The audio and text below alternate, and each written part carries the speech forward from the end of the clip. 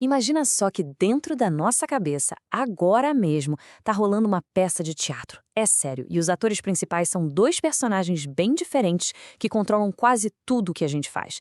Desde decidir o que comer no café da manhã até aquelas escolhas que mudam a vida.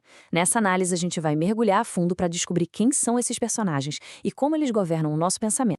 E aí, responde rápido, sem pensar muito. Qual é o primeiro palpite? Guarda bem essa resposta, porque a gente vai voltar nela daqui a pouco. Esse pequeno teste é a porta de entrada perfeita para o universo fascinante de Daniel Kahneman, um psicólogo que ganhou o Prêmio Nobel e que mostrou de forma brilhante como a nossa intuição pode ser, muitas vezes, uma grande traiçoeira. A grande sacada do Kahneman é convidar a gente a enxergar o pensamento não como uma coisa só, mas como um verdadeiro drama, uma peça com dois atores principais, cada um com sua própria personalidade, seus pontos fortes e, o mais importante, suas fraquezas. Então vamos lá. Quem são esses dois atores no palco da nossa mente? Kahneman deu nomes bem simples, quase técnicos, mas que escondem uma complexidade incrível. Vamos conhecer o Sistema 1 e o Sistema 2. De um lado, a gente tem o Sistema 1, o puro instinto, o relâmpago. Ele é super rápido, intuitivo, movido pela emoção. É ele que faz a gente reconhecer na hora a raiva no rosto de alguém ou desviar de um buraco na calçada sem nem pensar. Do outro lado, temos o Sistema 2, a nossa tartaruga pensadora. Ele é lento, analítico, deliberado, lógico. É ele que entra em ação para resolver um problema de matemática ou preencher um formulário complicado. Vamos lá, tenta calcular de cabeça. Consegue sentir? Aquela tensão mental, a necessidade de focar, de buscar na memória as regras da multiplicação? Talvez os músculos tenham ficado um pouco tensos e as pupilas até dilataram. Pois é, essa sensação de esforço, de trabalho pesado, esse é o seu sistema 2 operando a todo vapor. Ah, e a propósito, a resposta é 408. Agora, pode parecer que o sistema 2, o inteligente, é quem manda em tudo, né? Mas a grande verdade, e essa é uma das revelações do livro, é que a verdadeira estrela do show, quem está no comando na maior parte do tempo, é o nosso herói rápido e impulsivo, o Sistema 1.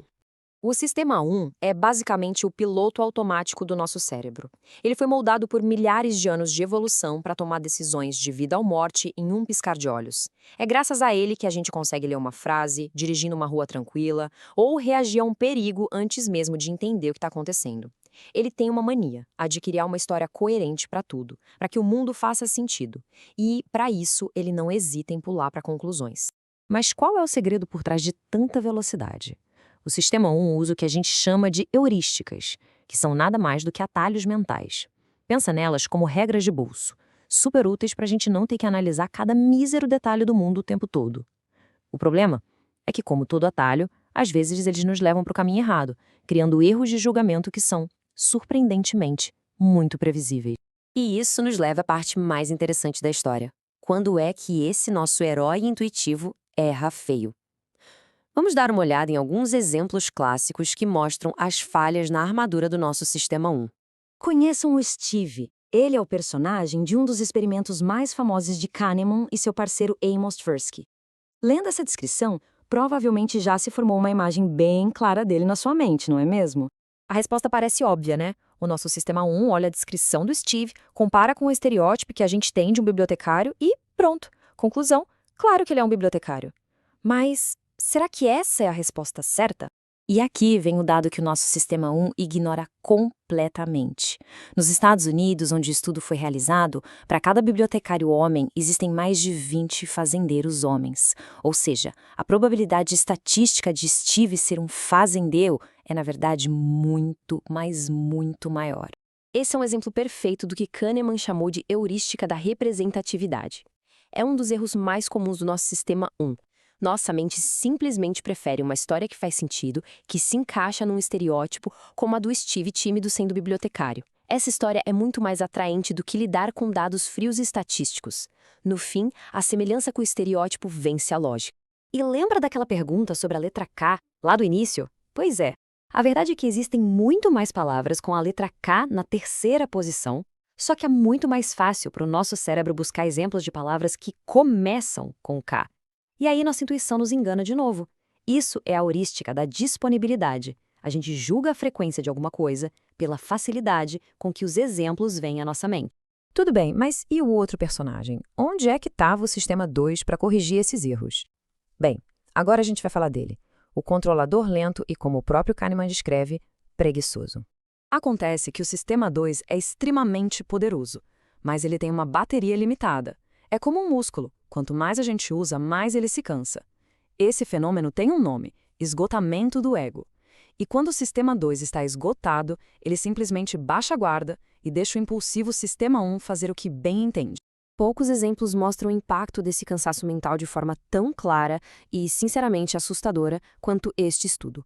Imagina só, o destino de pessoas dependia de decisões judiciais que foram influenciadas por algo tão comum quanto a fome. Esse gráfico é de cair o queixo. No início do dia, logo depois de uma pausa para o lanche, a taxa de aprovação de pedidos de liberdade condicional era de mais ou menos 65%.